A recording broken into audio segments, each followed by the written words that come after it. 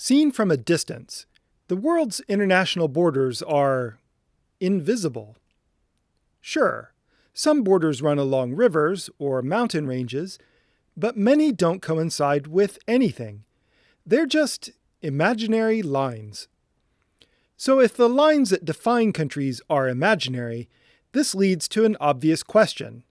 Are countries themselves real? I would say no.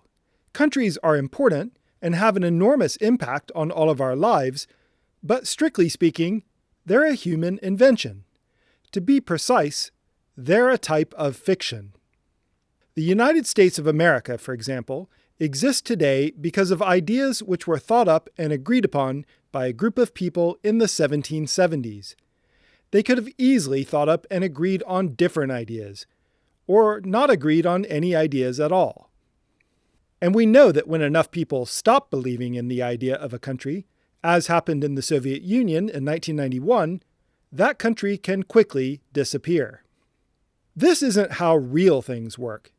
It makes no difference to a mountain, for example, whether you believe in it or not. We can all get together and decide that a mountain is just a hill, or even that it isn't there at all, but that mountain won't be changed because of what we think about it. Now, I admit, saying that countries are fictional does sound a bit crazy. Countries are really important. They have a huge impact on everyone's lives. How could they possibly be fictional? Actually, lots of very important things in our lives are indeed fictional. Most people watching this video will work for a company or depend on the income of someone who works for a company. Where did that company come from? Almost certainly it started with an idea, and that idea was given a name, and then someone registered that idea and its name with a government agency, and now, presto, that company exists. Or what about money? Some money exists in physical form, but most of the things we call money today are just electronic entries on a computer database. The dollar has not always existed. It had to be invented. A dollar has value because we think it has value. And if enough people suddenly started believing the dollar was worthless, it would suddenly become worthless. Our modern world depends on lots of very important but very fictional things which we all believe. Most of these fictions are created and sustained because they're useful. They solve a problem.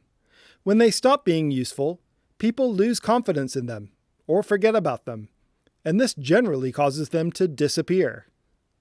This is actually what makes countries different from most of the other fictional things we use to organize human society. Even though countries are fictional, someone thought them up and they only exist as long as most people agree they exist, we like to pretend that countries are permanent and unchanging, and we call them sovereign, a word which originally only applied to kings. And most of the time, we don't stop to consider whether or not they're useful. I understand why this happens. A world in which everyone realizes that countries are fictional and depend on what we believe about them to exist might seem like a very unstable world. Many international borders were drawn during peace talks at the end of a conflict, or were agreed to avoid a conflict in the first place. Whether you think they are real or fictional, there is a case to be made that, in the interest of peace, borders should be left alone. But even if that's true, pretending countries are permanent is just creating more fictions about fictions, which I don't think is a good way to try and ensure world peace. I also think there are some important benefits that can be derived from changing how we think about countries.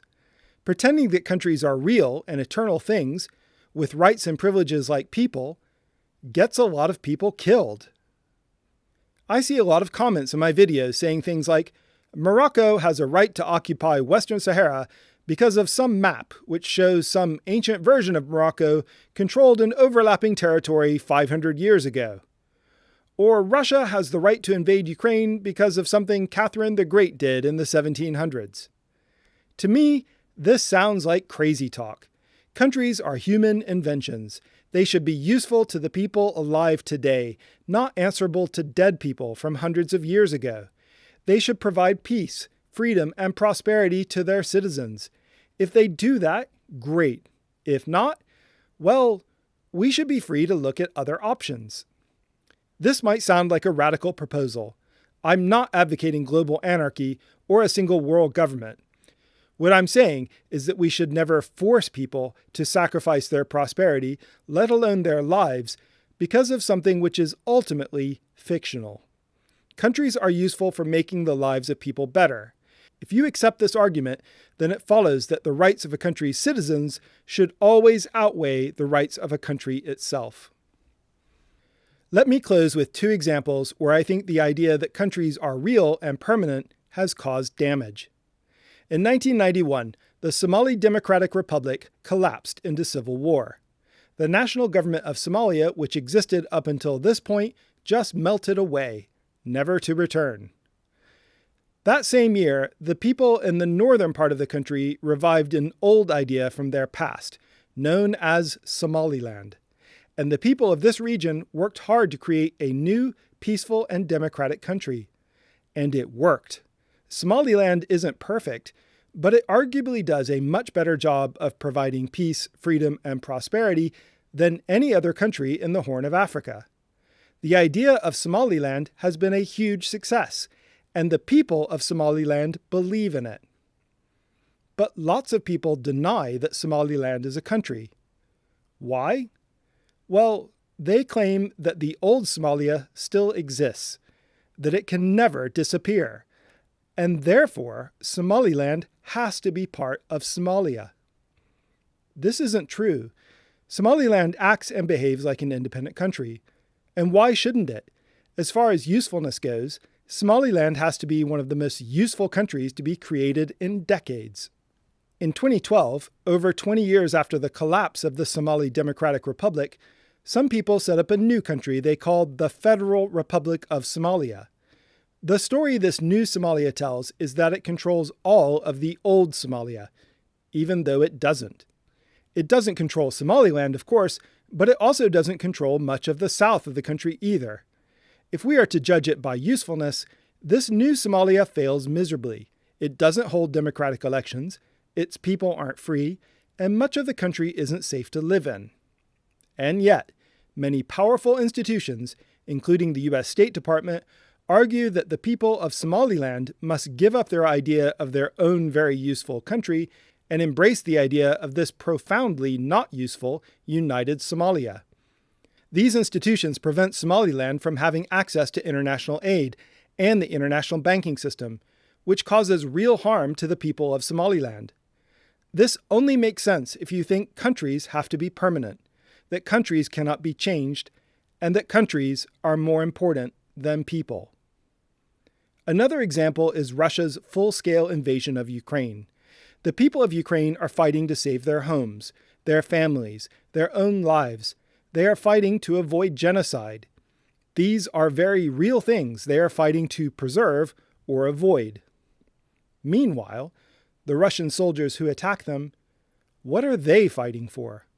An outlandish fiction, a story that Russia was wronged in the distant past, and that the grievances of long-dead strongmen must be avenged. The idea of Russia, at least the idea currently being promulgated by Vladimir Putin, is not useful. It is not meant to be. It is nothing more than a fever dream of quasi-mystic nationalism, which the people of Russia are forced to worship, and then, if needed, sacrifice their lives to. In other words, giving the idea of Russia the country priority over the people of Russia is getting people killed. Ironically, Putin's attempt to bolster the fiction of Russia and expand its territorial reach is causing more and more people to lose faith in it, and there is more and more talk of Russia possibly breaking up in the near future, much the way the Soviet Union did in 1991.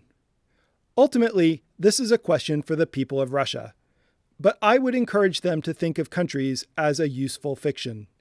Which is more likely to bring peace, prosperity, or freedom to you and your family? The current Russian Federation, or the new countries which may emerge from it? Choose wisely. Because countries are not real. But if you can think up the right ideas, and these ideas catch on, they can be very useful.